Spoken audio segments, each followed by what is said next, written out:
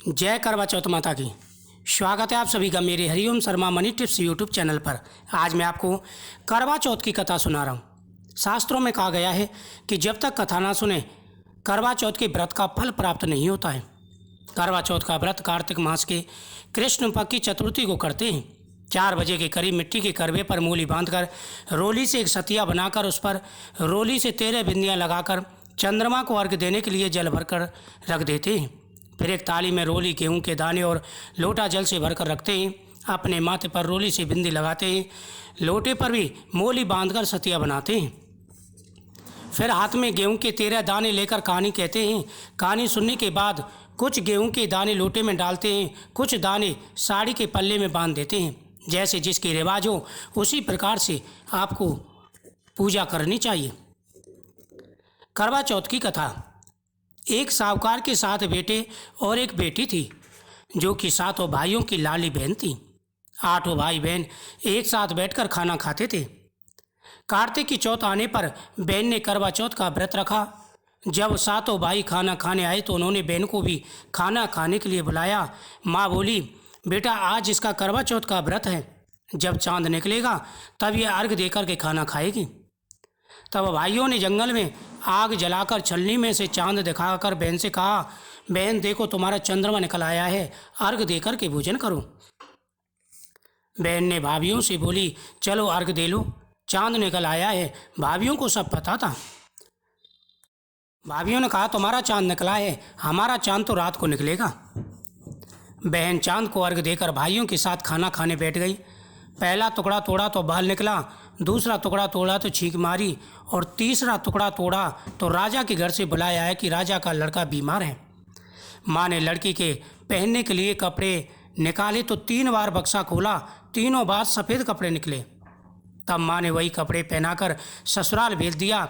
लड़की के साड़ी के पल्ले में एक सोने का सिक्का बांधकर माँ ने कहा, रास्ते में जो भी मिले सबके पैर पड़ती जाना, जो तुम्हें सुहाग का आशीष दे उसे ये सिक्का देकर अपने पल्ले में गांठ लगा लेना। रास्ते में किसी ने भी पैर पड़ने पर सुहाग की आशीष नहीं दी, सबने यही आशीष दी कि ठंडी हो, सब करने वाली हो, 7 भाइयों की प्यारी बहन हो, अपने भाइयों का शक देने वाली हो। अब ससुराल के दरवाजे पे पहुंची, वहाँ पर नंद खड़ी मिली। उसके पैर पड़ी तो ननद बोली, सीली हो, सपूती हो, 7 बेटों की माँ हो, मेरे भाई का सुख देखने वाली हो।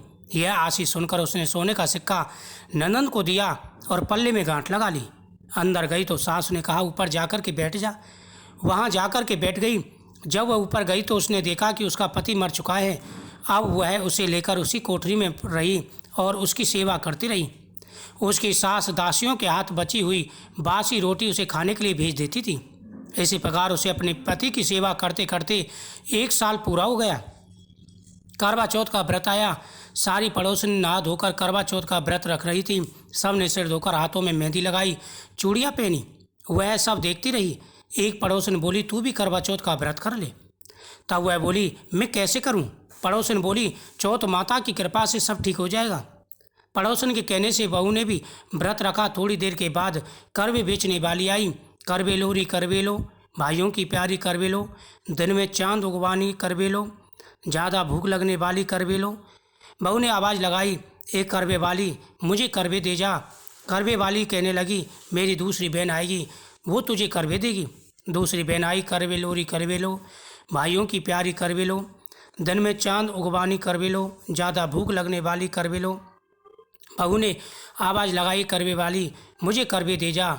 दूसरी बहन बोली, मेरी तीसरी बहन आएगी, वो तुझे करवे देगी। इसी प्रकार 5 बहनें आकर चली गईं, पर किसी ने भी उसे करवा नहीं दिया।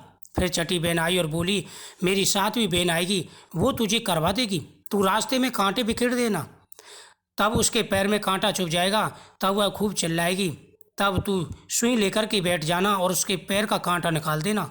उसके पैर में कांटा जो होगा वह निकल जाएगा, वह तुझे आशीर्वाद देगी, तू उससे करवे मांग लेना, तब वह तुझे करवे दे करके जाएगी, तू उद्यापन करना, तेरा पति जीवित हो जाएगा। अब उसने वैसा ही किया, रास्ते में कांटे बिछा दिए। जब 7वीं बहन करवे लेकर के आई तो पाँव में कांटा चुभने के दर्द से वह चिल्लाती हुई बोली कि यह किसने किया है?